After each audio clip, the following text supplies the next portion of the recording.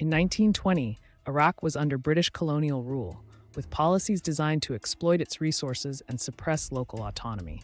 Heavy taxation, land confiscation, and political marginalization created widespread discontent among Iraqis. This systemic oppression wasn't just economic, it was a deliberate strategy to weaken Iraqi society.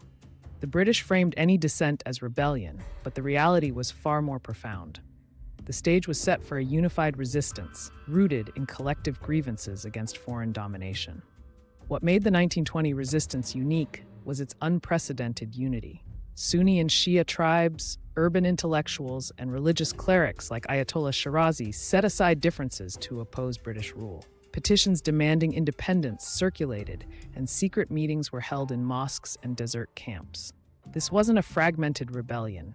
It was a coordinated movement with clear anti-colonial goals. The British dismissed it as tribal unrest, but the resistance's cross-sectional participation proved otherwise. The resistance employed guerrilla warfare and sabotage to undermine British control. Railways, critical for colonial logistics, were destroyed, and British outposts were ambushed. These weren't random acts of violence, but calculated strikes against symbols of oppression. The British, caught off guard, labeled these tactics as lawless, yet they reflected a highly organized movement.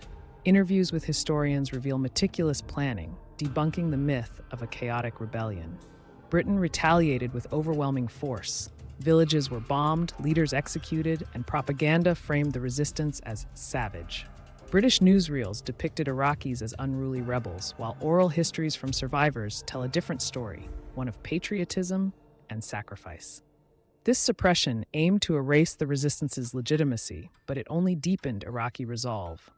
The brutality exposed the colonial fear of a truly popular uprising. The 1920 resistance became a cornerstone of Iraqi nationalism, inspiring later movements like the 1958 revolution. Modern scholars recognize it as a foundational anti-colonial struggle, not a mere rebellion. Monuments and graffiti honor its martyrs, and its lessons resonate globally. The British narrative has faded, but the truth endures. This was a unified people's resistance against oppression. The event's legacy challenges us to rethink colonial histories and reclaim erased agency.